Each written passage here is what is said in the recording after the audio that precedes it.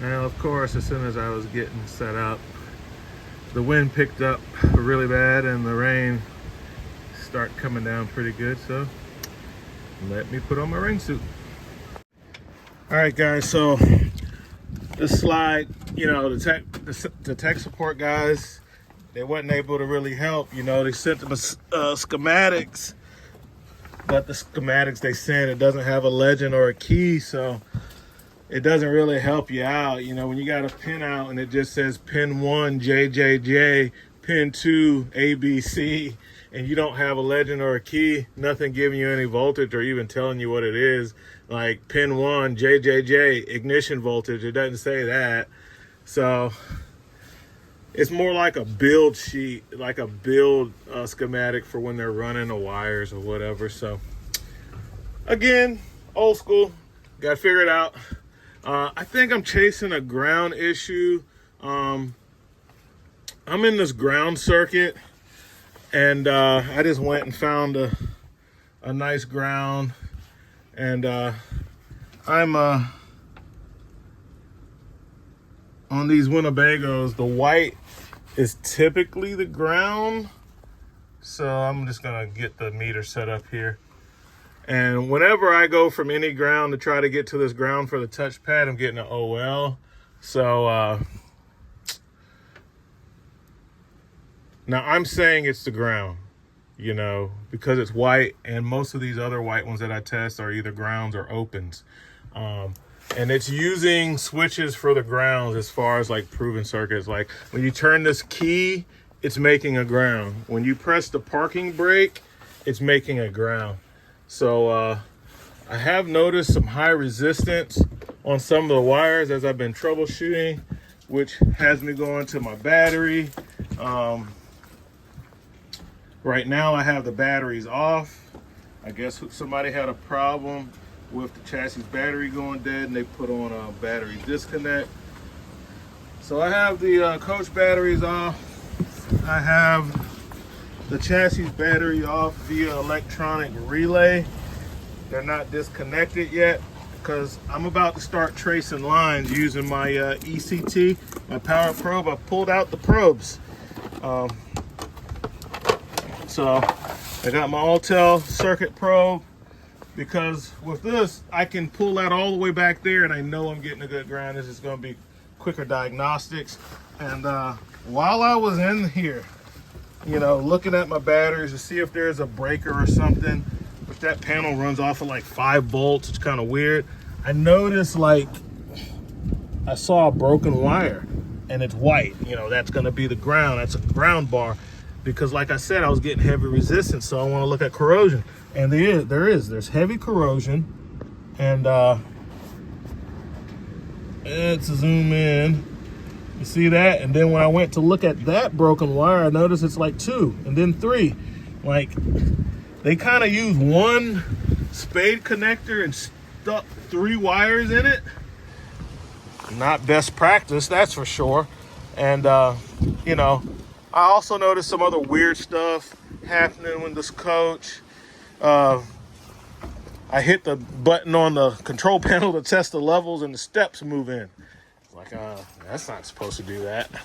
So that's why I have all this stuff out. You go to check level test and it shows you every steps move in and out. I was like, yeah, there's more going on than what the customer let on about. People don't always tell you everything. You just get one and you just got to roll with it, man, and fix it. So that's what we're doing. I can't ignore those broken grounds. I have to correct that before I move any further, because it could be part of my problem. I feel like my touch panel is missing powers and grounds. I see that it has the power, but no ground. So I'm gonna try to correct that. I got to find out where that is, which is why I'm pulling out the circuit tracer. I'm going to trace out that wire and find out where it leads to, where it's broken at. It could be one of these. I don't know. But I'm going to find out. All right, folks. So I followed it down. Saw that old rusty negative bus bar that they were using. Tugged on the wires to get those three, and even a fourth one. You can see they've been corroded for a while, and they are going back towards that way and going up, so might be part of my problem. Either way, whether it is or it isn't, it's gonna be a problem, and I'm gonna fix it. So I'm gonna make a new negative bus bar, ground it to the frame temporarily so I can see what's going on. I'm going to just get my Wago and put them together and tap into me a hard ground and go back and see if it makes a difference. Get you guys kind of zoomed out here. But yeah, these are really corroded. So let me take care of these 4 that I can see, and then I'll go to testing. All right, like I said, I'm gonna fix this. I doubt if it has anything to do with my issue, and I'll tell you why. We all pick on Winnebago for just using that yellow wire. They use yellow and white. At least they do that, right? But no, they print their wires, and they're tagged, right? And it's kind of helpful because like the wire that I'm chasing, you know, it just looks like a white wire, but really it's labeled. They print on the wires, like Van Lee does this too, but they use different colors, and they also print on the wires, and they also print what it is on the wire. But anyway, you see where it says 1751-5701 SSP? That's going to correspond to the print. All right, so I have the prints, but what you can look at without the print is just the SSP. So all the white wires that I have, they're dual character labels, FM, SP, MP, stuff like that. So none of them, the circuit that I'm looking at, but this is still going to help the customer, so let's go ahead and fix it. Because bad grounds cause all kind of problems, man. All right, so we got that grounded directly to the battery. I'll heat shrink the connector later. I really like this SK ratchet, man. Are we gonna charge the customer for that? No. Oh, I'm not even gonna go looking in the print to see what that stuff goes to. It just needed to be done. Went ahead and did it. Why? One, because it's just the right thing to do. 2, you were the last one to touch the camper, so whatever breaks on it, you did it. It doesn't matter if you did it or not. So that's kind of just how it goes. So I'd rather send it back better than worse. Whatever wasn't working that now will be working, or wasn't working really well, she'll be happy that with that good solid ground connection, it is going to be working really well. Now, back to our regularly scheduled programming. Let me put my pieces up and get to tracing out the wire, but I'm going to first go look and see what the wire code is on the other end. Where I think that wire goes, where it should be going, is to the controller J2 connector. I'll see if that's my wire there, and I'll start there with a continuity test. Let's see, I got an SSP is the code for that wire. And now you can see, even though they only use 2 colors, why it can be so helpful the way they do their stuff. Let's see. So here is the touchpad harness, which should be, this is J1. Ouch. It's tight in here. Okay, let's see what the wire they have spliced in from this and gone to these 2 relays, which is why I called Winnebago to get the schematic. That is different. That is different. The one that's going back up is in the loom. Let me cut the loom so I can see what that code is on that wire. All right, guys, so before it gets dark, I go over some of this before I put some of this equipment up. This was a weird one. The slide stopped working abruptly.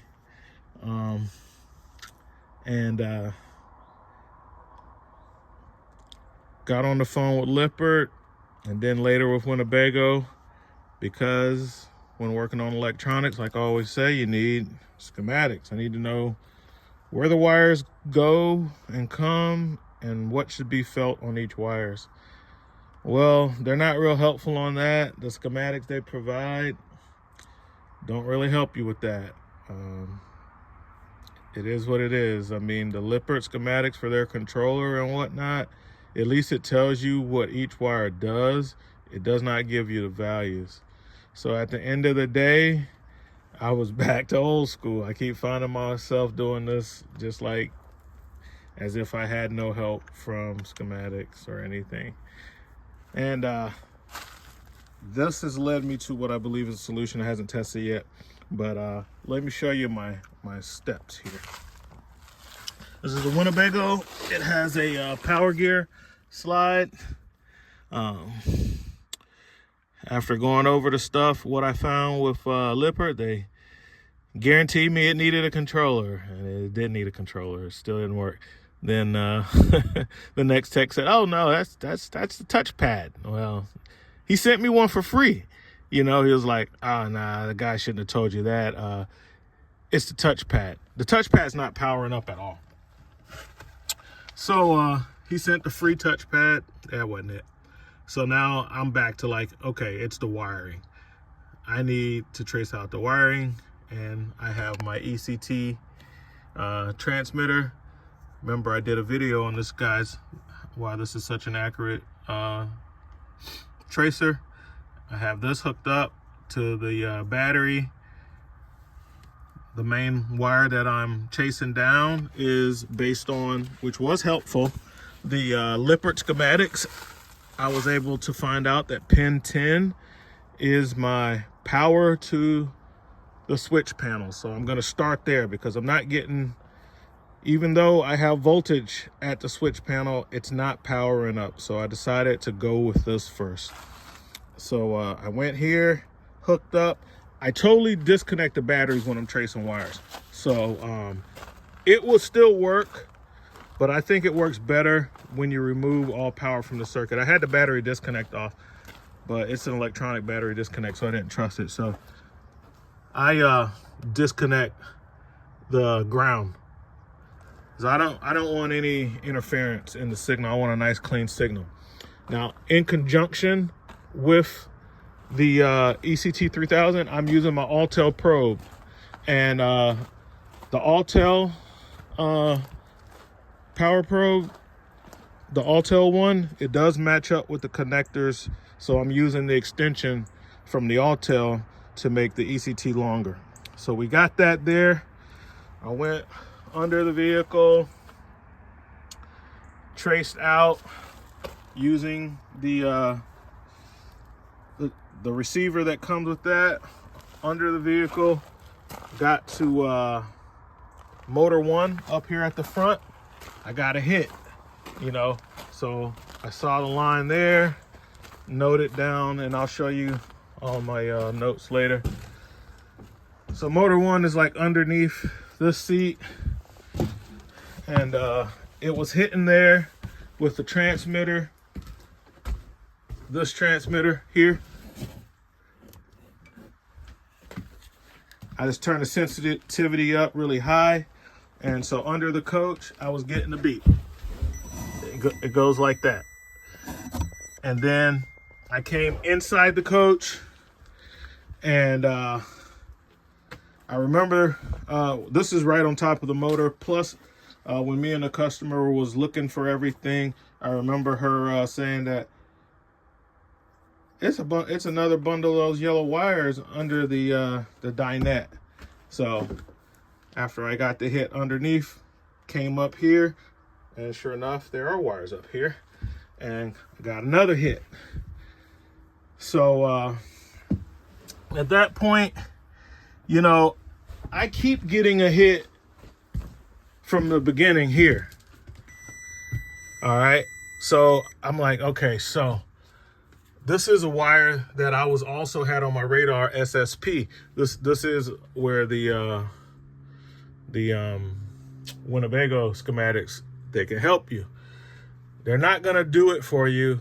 You're gonna have to put a lot of stuff together, and I'll show you later. But I was like, man, SSP, that was one of the wires I was gonna trace next. But I see that my pin 10 from the controller, which is VVJ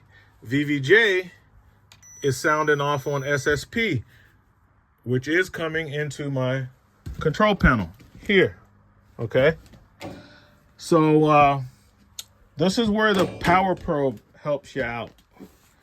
So when you're using the ECT 3000, how it's working is it's using an alternating current, basically a square wave. It's about 4 kilohertz. It's 4 kilohertz, okay? The voltage can vary. So I come here and you can pinpoint your wires using the probe. So nothing hit, but when I get here, boom, I get a hit. But it has like almost no frequency and the voltage is less than a volt. So I know this is my wire, but the signal is nowhere near as strong as it is at the transmitter, which is putting out a strong 4 kilohertz. So when I come here and I find my VVJ, which is one of these wires, I think it's this one, and I take a measurement, undid the wire harness, and I'm getting a good signal there. So like, remember earlier when I was making repairs, I was saying like there's a lot of corrosion and stuff. Yeah, okay. Look at that. 10 volts, 3.9 kilohertz. I got an excellent signal there. So that's the same line. And then, dare I say, the beauty of Winnebago's form of thought with all these yellow wires is, like I told you, they print on the wires and they tell you which wire is which, and it should follow the circuit when they're building the unit, so that when you get in a situation like this, you can kind of trace the wires and you see that's VVJ right there. So I know that's the right wire.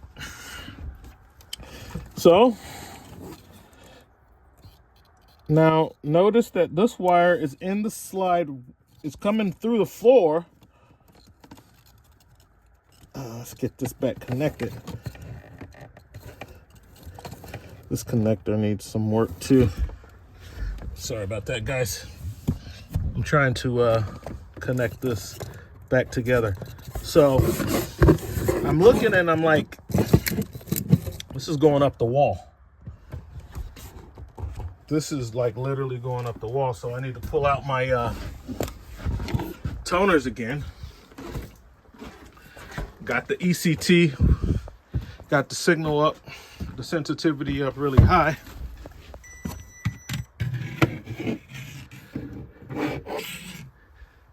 Not really helping me any. I wanted to see if it, oh, there we go. Got a beep. It's supposed to be able to catch the signal through the walls. But I already knew that this Winnebago has a room lock feature. You see? Slide out room lock. And I've looked at this before, and I was telling the customer, just unrelated, like, hey, you got a leak somewhere because your room lock is all rusted, and that's going to be a problem. Well, that is the problem, because that's where my line ends up at. And I know for sure that's my line because Winnebago has all yellow wires, but they're printed and it says VVJ. So this wire goes from there through the wall, through the cabinets, and comes up here. And what's the problem? Well, take a look. Look at all the rust and corrosion. There's two little pressure switches, almost like a cell switch. And what happens is, when this room lock is engaged or disengaged, it makes contact. And so when this is all the way in, when all the way disengaged, it pushes this switch, which takes VVJ over to the black wire, which is just a jumper to get to this other switch. So it's like two proven circuits. And then if it makes it through the other switch, which this one is pressed, then where does it go? SSP. Where do we see that at? Well, this white wire over here is SSP. So now where it's making the transition from yellow to white, I don't know. All I know is I can verify the veracity and the corrosion and the heavy resistance using the probe again. Because when I come to VVJ, I got a strong 10 volts, 4 kilohertz. When I come over to the other side of the jumper, look what we got. 0.40 kilohertz. Where did we see that at? That's the same reading we get on SSP. So the frequency is just bleeding over. The connection has not been really made. All right, now I'm gonna set this meter up so you can see what happens when I close the switch on the other side. Well, before we do that, let's see. Let's get SSP. There we go, same thing. All right. So this switch is closed. Now we're in SSP. The problem is this one isn't. Let's see what happens when we close it. Boom, we got our square wave. Reminds me of troubleshooting CAN bus networks on cars, which I don't do, but I have some knowledge of. So my money's on. I'm gonna set this up here.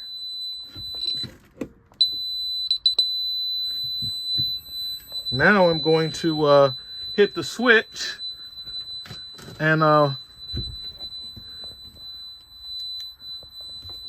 let's see what we get. Boom. We got our 10 volts. 10 volts. 3.9 kilohertz. Okay. Now, I love Lippert. And, you know, those guys, they got to know this stuff better than we know it. It's their product. But as you can see, I'm getting that good signal there. But before, well, anyway, I'm not going to talk about that. Let's just talk about the solutions. So just know that all the information they give you is not going to be good or accurate, and you're going to have to do your own thing to figure it out sometimes. Sometimes they can help you and they're awesome. You get a good guy, he's been doing it for a long time, he can help you out. But you know, and both of the guys that I talked to, you know, they were nice, they tried to help, but they're helping from the perspective of their own personal experience and knowledge, and you got to keep that in mind. So a lot of times after I speak with them, I listen to them, I let them do all the talking, and then at the end, what I really want are the schematics. Hey, can you send me diagrams? Can you send me the schematics? Can you tell me what should be here, here, and here? Because if what you say is not right, I need to be able to have some information to troubleshoot it myself. All right, so this is the problem. You know, it wasn't the controller, it wasn't a touchpad, it's the and it wasn't the wiring. It's this right here. It's this rusted room lock, which is locking out the controller. So like, it's not a mechanical lock, it's an electronic lock. And it's locking out the controller.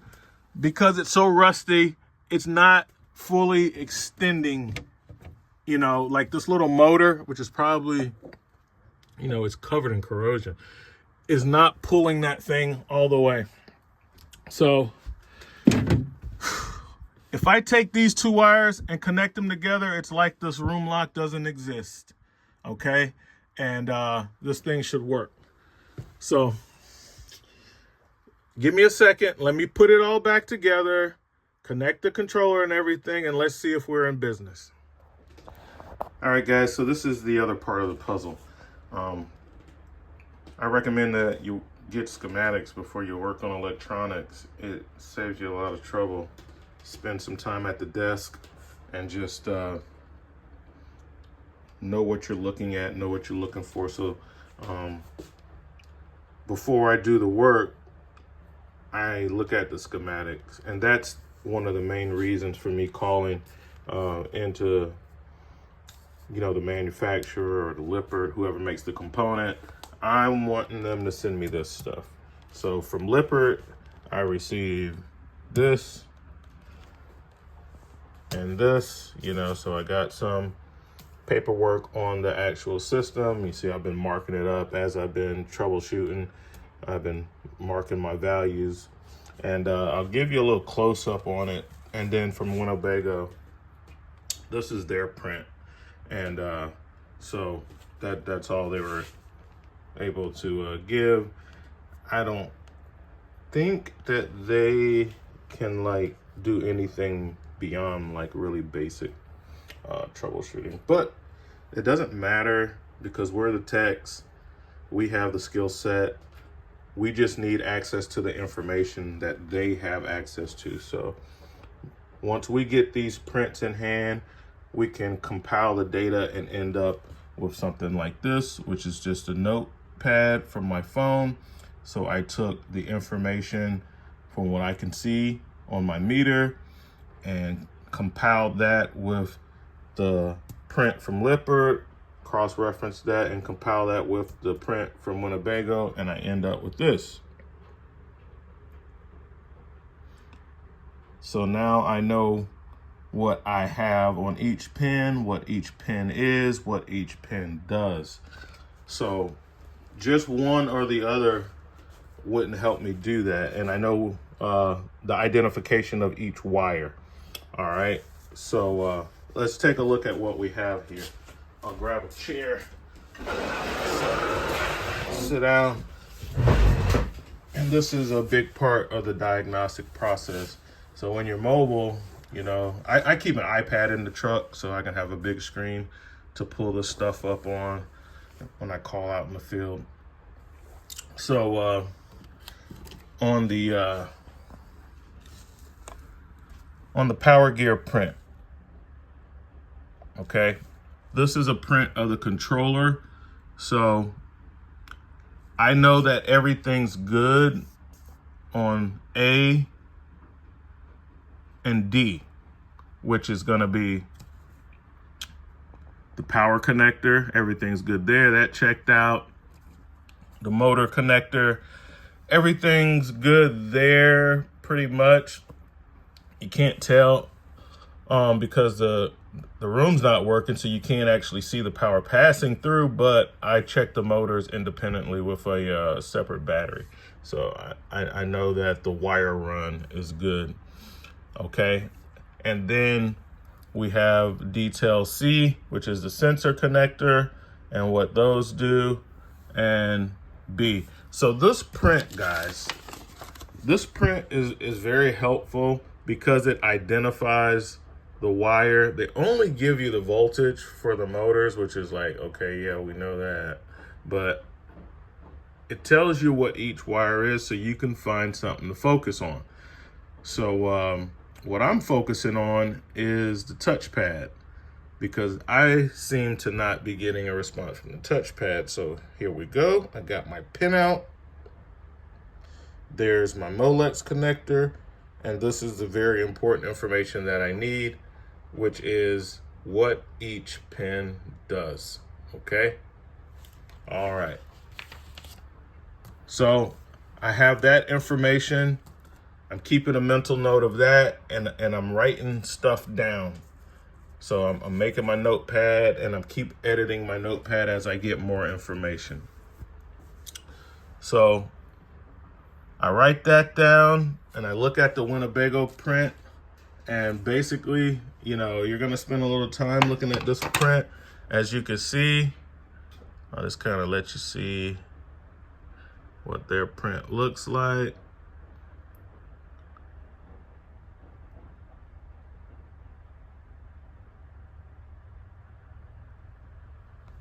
Now you're gonna have to be kind of familiar with the system for this print to help you. Like I know that this is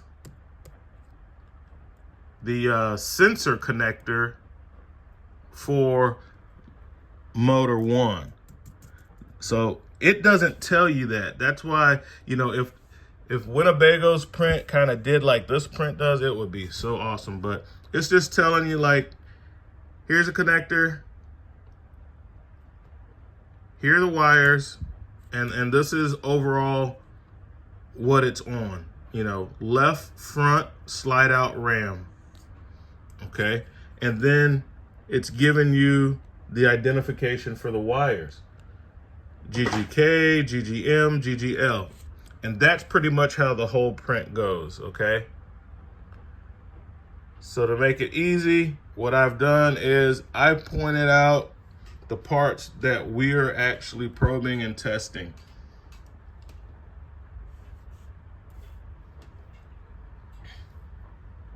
And the print's not in order. Let's move the print around. At the bottom are numbers. So this is like one large print, and you need to have it in order. So you see the numbers on the bottom, 8, 9, 16, 17. All right, and then there's your legend, but this is more of a build print. This is telling the guys how to wire the camper when it's in production. So that's why it's not really concerned with this type of detail or giving you things like what the voltages are. This is more so just a print that helps them build the coach. So it's not really like a maintenance print. But like I said, you can look at this and use it. So this is the great information. So I've circled off. So here we go. Left front slide out module. All right. So what this is, and you, like I said, you kind of got to be familiar with the system to know this is the connector for detail B. All right, it's that 10-pin connector. So left front slide out module. It's telling you this is the controller. This is the power gear controller that we're looking at, okay? And what's great about this print is it gives a pinout, okay? And it's telling you the identification of each of the wires. So now you can take this and combine it with detail B, and now you put those together and you end up with this. And now you know what each wire does. You still don't know what voltage should be felt at each one or what resistance should be on each pin, but at least you have the pinouts, what it is, and you can trace the wires using those wire codes, okay? Now then you saw those relays here, those relays. Again, it's not telling you what it does. It's saying that it's the right rear slide out relays. So I know that this is for the other slide room. they're using just straight up relays instead of, that's why I stopped focusing on these relays and I didn't have to use the Lao relay tester kit, because after looking at the print, I see that this is for the right rear. This is for the other slide, not the slide I'm working on. It has nothing to do with the slide I'm working on. So I'm focusing on this, and as we go down to print, I find this guy, room control. Now, you can't go by the picture because the Molex connector looks nothing like that. It's a 2-row connector, not a 3-row connector, and they're not showing all of the pins. They're only showing the active pins, kind of, because it has like 4 unused pins. So, but this is the connector, and we know that because they give you the wire identification, okay? So they're saying pin 1 is DU, pin 2, GG, you get it, right? And from that, I'm able to come up with this. All right, so now I have my touchpad identified, each pin. I know what each one does. I can kind of figure out from experience kind of what I should have here and there. It's not definitive, but it's enough to get troubleshooting. And then I have identified 3 wires or 3 circuits that I want to focus on to solve this problem. So at the touchpad panel, this circuit was showing as an open line, SSP. It's a white wire, and I'm wondering if it should be a ground because it's white, and in the Winnebagos, a lot of the wires are yellow, and then there's a few white wires, and normally the white wires are the grounds, but you never know with Winnebago. All right, so I want to trace out that line and see where it goes, because this wire does not present itself here. And then these 2 wires do not present themselves here, but both of these are supposed to be 2 ends of the same Molex connector run. So that's why I chose to focus in on these 3 lines. Now this one, I verified that the parking brake is creating a ground when it is engaged. So like I said, that left me with this wire, pin 10 and pin 8. So I started with pin 10 to see if the voltage that it's putting out was making it to the touch panel. But this VVR, which actually turned out to be VVJ, actually in real life, it's VVJ. It says VVR on the print, but the wire that they actually use is identified as VVJ. Okay. So, which is a yellow wire.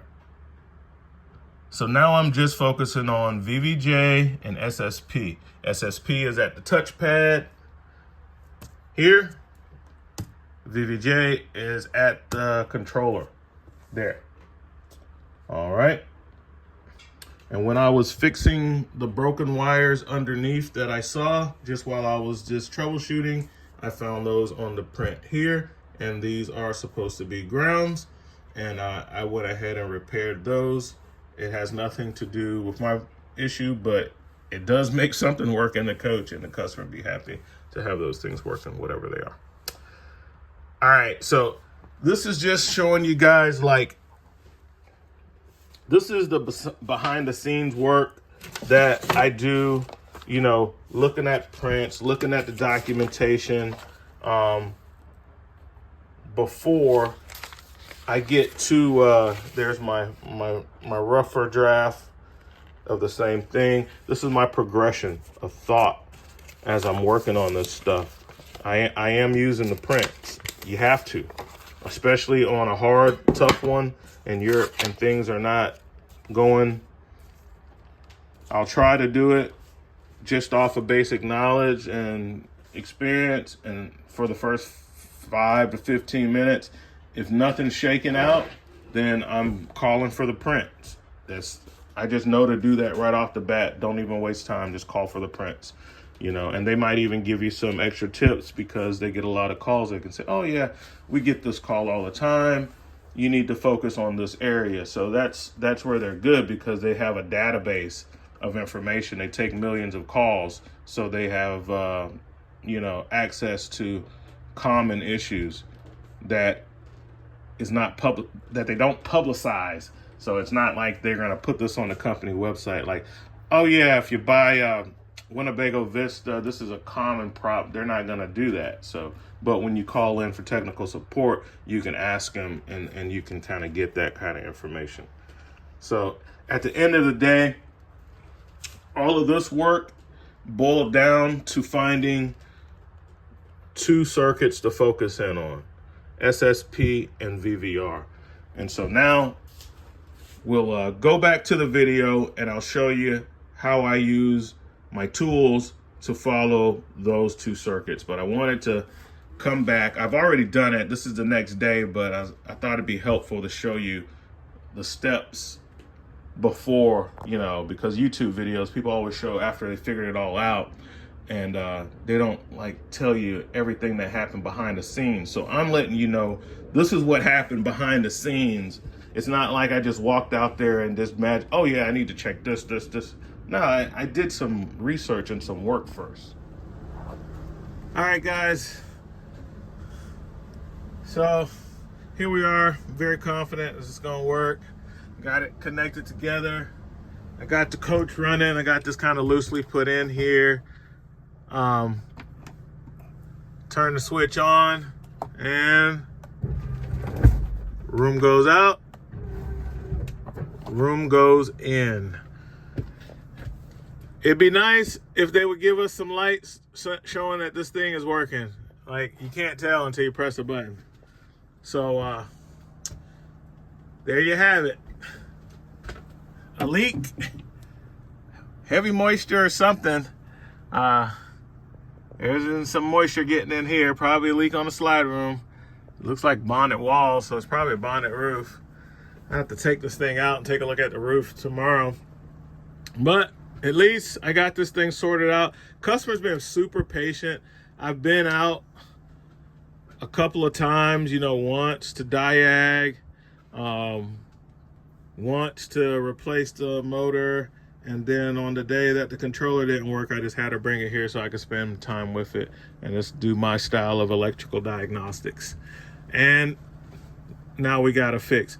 This would have been the only part that we really need is this assembly here. It's either the motor, it's an actuator there that kind of pulls and pushes on that. But I could have got her going with just a jumper wire. But, I did confer with the experts, the people who made the slide room system and the people who made the camper. And unfortunately, I didn't have good luck going that route. But at the end of the day, we got it here. We got it sorted out, Not going to charge the customer anything for this, because even though, Lippert, I took their advice. They said for sure it needed the controller, and then they said for sure. So why did they say it needed a controller? And I got the new controller in, and I got the new touch panel in, and I'm going to leave them in because, hey, that's one less thing to go wrong later. Well, when I read out my voltage readings to the guy from the controller, and he saw that it was putting out 5 volts on the power pin number 10. He said that was too low. It should have been 12 volts. Well, so he's like, well, the controller's not putting out the right voltage. So, it should be 12 volts. Let's see what it is right now. And I'll go downstairs and do it too. But then I got the second guy on the phone that sent me the free controller. He was like, oh no, that system's designed to work with 5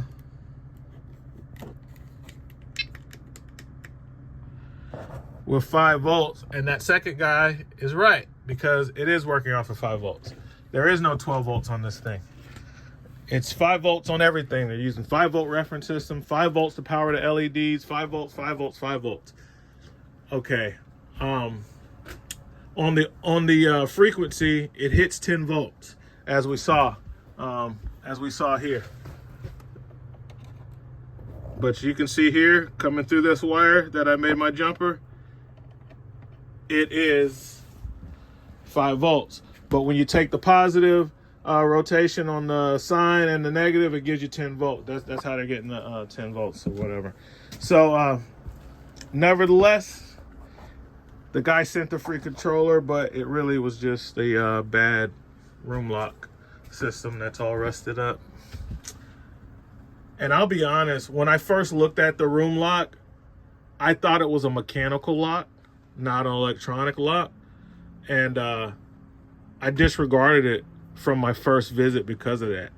You know, I should have looked closer at it instead of assuming that it was a mechanical lock, because on a lot of the motorhomes, the room lock is a mechanical lock, and they're like on the sides, and there's like a channel cut in through the side, and it's a mechanical lock, electrical mechanical, you know, it's a mechanical lock controlled by electricity. So I should not have assumed that. I should have took a closer look at this when I saw the rusty stuff going on. I should have took a closer look at that. So I've learned from that mistake. But at the end of the day, we're good. And I call a customer and let her know that I got her sorted out. I just got to clean it up and put some stuff back together. I need to inspect the roof on this thing. I can kind of see it right there. What's that? Is that mechanical? Yeah, it is mechanical. It's part of the way up. It is mechanical lock, but it also locks out the electronics for the control panel while it's on. You see how it's sticking up there? So it is a mechanical lock, but it also locks out the controls. Yeah, that would come up and hit the thing there. Huh. Well, it hasn't been stopping the room from moving in and out, but I have to take a look at that. I take a real close look at that now, because it is leaking from there. That's where the leak is. I'm gonna have to do something about that. I'm gonna have to get the room out and take care of that. For that, she'll have to pay for it, but the rest of this she won't have to pay for.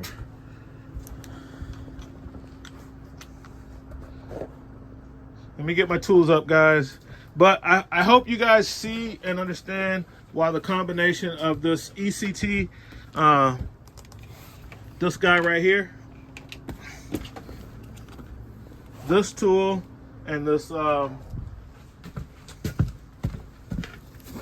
Probe knockoff Alltel version. Everybody makes them. Very good tools, guys. Makes it easy to, if you know what you're doing, it makes your job a lot easier. Getting cold, guys. 45, not so bad right now. This is the tool I was telling you about earlier when I was considering if the relays were a problem. This is a battery operated. You got to get one of these, guys. This is the most convenient. It takes like 4 AA batteries, which are 3 volts, making it 12 volts. Let's see to be sure. Yeah, so that's how they're getting the 12 volts, the way they have those batteries wired in series. And you just turn this thing on, and like right now it's failing because there's nothing there, like it's all open. And then you hit test and it'll go through a testing sequence. You can tell it if it's a 4-pin, 5-pin. Quick, easy way to test relays, save yourself a lot of trouble pulling out wires. Even my Lao relay test kit, that's something to be used in conjunction with this, because once I found out that the relay is good, then I pull out the Lao to see if I have my triggers and things like that. So yeah, just wanted to show you that tool. Done cleaning up for the day, and walk up front, sit down with my parents a little bit, spend some time with them, and then I'll come home and spend some time with my wife. All right, guys, just putting up the last few items in the truck before I get out of here.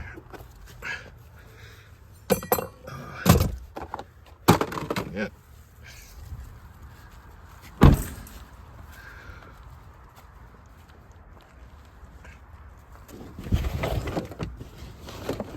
I had to run a drop cord from I haven't connected the power to that yet, to that pedestal. I wish I did, but I didn't.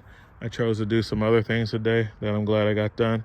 So I had to run a space heater to heat this thing up because she has no propane. So I can't use her furnace to keep her pipes from freezing. And I had to do something, so I'm running an electric heater. I do that during this time of year. Keeps people stuff from freezing up while you got the unit. I can tell you right now, the dealership's not doing any of that. Like, you bring your unit in for service and they got it for several months, which is common, and it gets below freezing. Well, you better you should have, not should have, but if you didn't winterize it before you took it to them, or you don't pay them to say, hey, it's gonna be cold next week, I need you guys to go out there and winterize my unit and add it to my bill, you get to pay for the leaks. But I'm not gonna do that to a customer. I'm just gonna put a heater in there, open up the cabinets where the plumbing is, and turn the heat on high and just leave it on all night, and it should keep it above freezing. All right, folks, so back on the Vista. Time to fix everything as much as I can, and to further find out if I have to replace any more parts. So I'm cleaning everything up. I use these right angles. I have a skill, and the battery's about dead on this one. And I also have a Milwaukee, and I use these little brass wire wheels to clean up heavy corrosion and stuff like we had on those parts. I'll put a picture up on the screen showing you what they look like before, and we'll walk inside and I'll show you.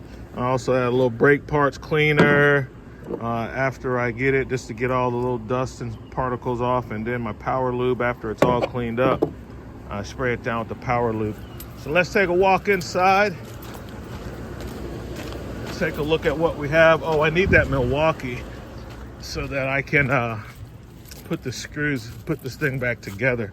The lock and gauge is fine, but it's having a hard time coming back in. The motor engagement is pretty sloppy. It may need another motor, which is better than the whole assembly. That's the little heater that I use to keep it warm in here overnight so the customer's pipes don't freeze. Okay. Oh, I don't have my neck lights, but you can see how nice and clean we have everything. Got a lot of the corrosion off of there. This motor is it feels tight, but when it's operating, it's a little sloppy. And it had a hard time. I had a hard time getting the locks to disengage. Okay, so those are our proven circuits or switches, and this is the mechanism that moves in and out. So that plunger, as it goes in, the hook on the top, that hook comes out. You notice that little cutout right there. So there's a hook that comes out, and you can see right there, that mark, that's where the hook normally engages. I don't think this thing has worked in a long time. This customer bought this used, and I'm pretty sure the last owner had problems with this.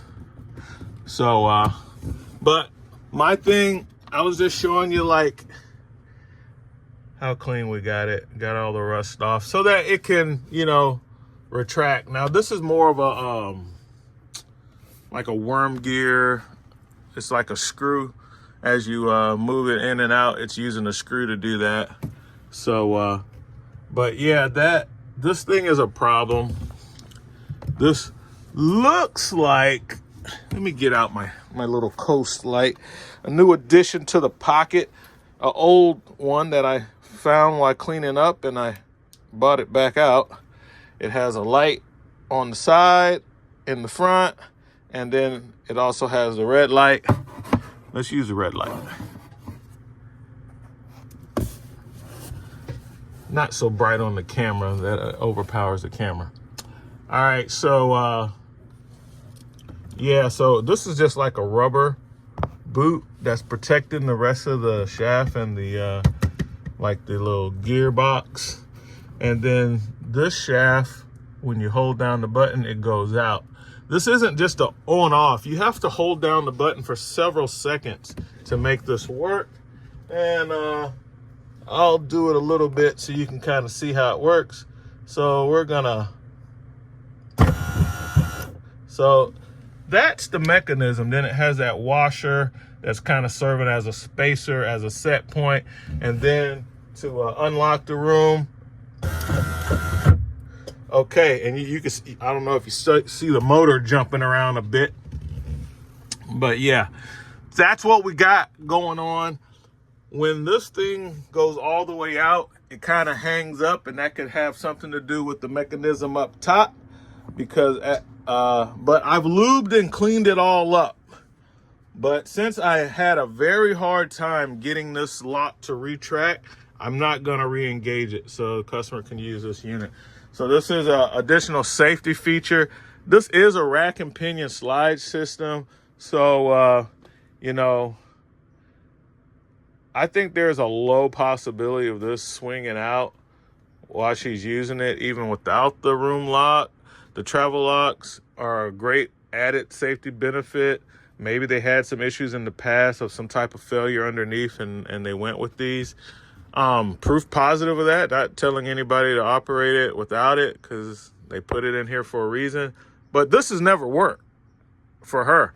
It was rusted, stuck open, and so the whole time she's been using this thing for the last couple of years, the lock has never been engaged.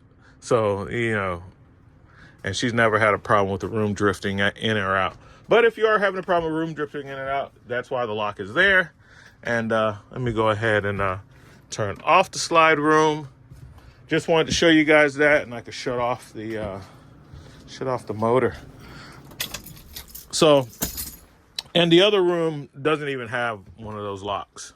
You know, it's an above floor slide. It doesn't have a lock. Now, this is where the water gets in at. The reason it wasn't even worse, and that level of corrosion that you saw, that's from like 2014 on forward. You know, she has slide toppers on here, so that's stopping a lot of the water from getting in. But those are Domestics too. You see that little nub up there? That's the drain, almost like an AC drain. So they know water's gonna get inside that little assembly. But when it does get inside there, it's supposed to drain out this guy. And when that's clogged up, then the water sits in there like a bowl until it leaks on the inside. And it stays moist and super humid in there. And there's a big plastic tray that they use to cover it, so it falls right in the tray and sits there and has 100% humidity until it evaporates.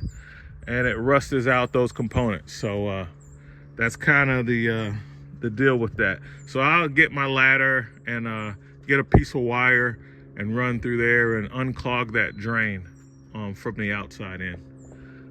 So at least when the water goes in the future, it can actually drain out like it's designed and not collect on the inside, causing us the corrosion issues.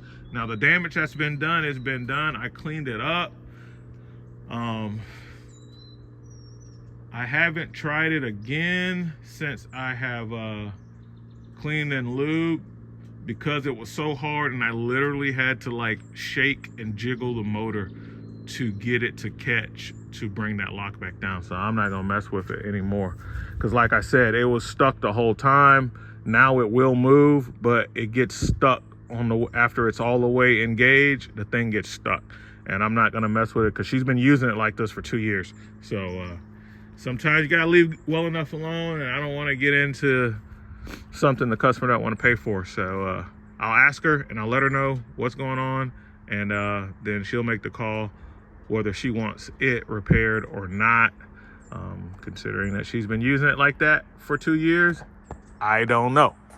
So I'm happy with all of this. I've already contacted her and let her know what I found last night. So now she can come pick this up. You know what I'm saying? It's done. And I want to work on wiring up the other end of my service for out here, so I don't have to run a drop cord to my storage building through the window to get heat, because the propane tank is like slam empty and I couldn't use the furnace. She's done. And I smell like a propane leak. I'll let her know about that too, because I can smell propane leak. And she had it halfway on, halfway off, and that's always bad, and that does create a leak. So I turned it all the way on, but it's empty. So she just gotta Tractor Supply and get this baby filled up, go by the gas station, get some gas, all that good stuff. And we can revisit it later. Okay, that's done. Use a thin pick to clean out the drain hole, re-siliconed it, and that's good to go. Battery died on my Skill, this guy here, but it came with 2 batteries. Let's talk about these batteries. I mean, I wish they made more tools so that I could invest a little more into these guys on this 12-volt platform, because I do like that their batteries serve also as a 12-volt power bank. I'm surprised none of the other guys have caught on and started doing this, because it's an awesome feature. It's built right into the battery. You don't have to buy a separate device like you do like with a top off or something like that. This is probably why the other guys don't want to do it, because they don't get to sell you that extra device. But this is the battery pack for these tools, and it has a USB output for 12-volt power, so that you can plug in any USB device and you can use your normal tool battery as a power bank. That's pretty huge. They also give you this cover for when you're not using the battery, like when I have them thrown in my battery box. Take a look at that. But I think it's really useful when you're using it as a battery bank, and you know, you might have it all kind of different places and you don't want the contacts to touch and mess up your electronics. So this is my battery bank, battery box. I keep all my, the only purpose for this box is for chargers and batteries. So all my extra batteries and chargers, they're in this box. Makes it very convenient for my mobile guys out there, or to just get a box. I specifically bought this box just for doing this exact thing. Batteries and chargers, and it works great at that. This stuff is normally sitting on top of these 2 boxes. So this is, again, another part of my truck organization, to where I keep these things very easy to get to. Keep that one on top of here, and the other one I keep on top of the other box. These are T-Stack. This is Tough System 2.0. Okay. And the T-Stack stuff doesn't clip on. It's not the same width as the Tough System 2.0 stuff, so it doesn't clip in, but that's fine. And this is just a Bauer box. I tried the crate is good. I hadn't had any problems with the crate. This is also the Bauer box, so that it clips in. The latches are kind of flimsy. Luckily for me, I don't have to use the latches. So if you gotta get in and out of the box a lot and you keep it latched, and the box is not as strong as like the Tough System boxes, then you probably don't want to go with that. But if you're using it like me and it's just kind of sitting in one spot and it's not really moving, all you're doing is opening it up, getting to your stuff and closing it, especially without using the latches. See how it just flexes and twists because it's not very strong, the ABS or whatever they're using. Then it'll work out great. The crate is fine. The crate is fine. I mean, it's basically, you know, it's a modified milk crate, and it acts as such. So that part's cool. I don't have a problem with the crate. Let's see if I can pick it up and put it back on camera.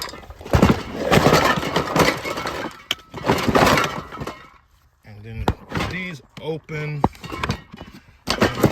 See, it sits in their grooves, and then I just lock that into place. And that's a crate. Works out great. Keep my hose hauler behind it. So I got my Vito Pro Pack hose hauler that sits back there. And then on top of the T-Stack, I just throw my extra rags and stuff to fill in the extra space before I put my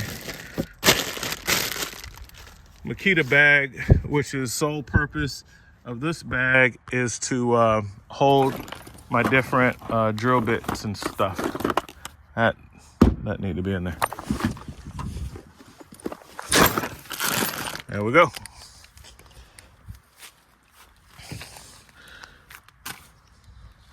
And that's it. I had to also charge my Milwaukee. This battery needs to be in here with this guy because I got a few Milwaukee tools in here. Ratchet, right angle impact, a nibbler, and my right angle. So I like to keep a 4.0 battery in there, and then I keep my Skill right angle and one of its batteries in here. And these are my red tools, Milwaukee and Skill.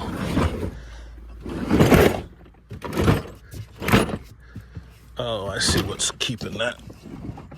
That's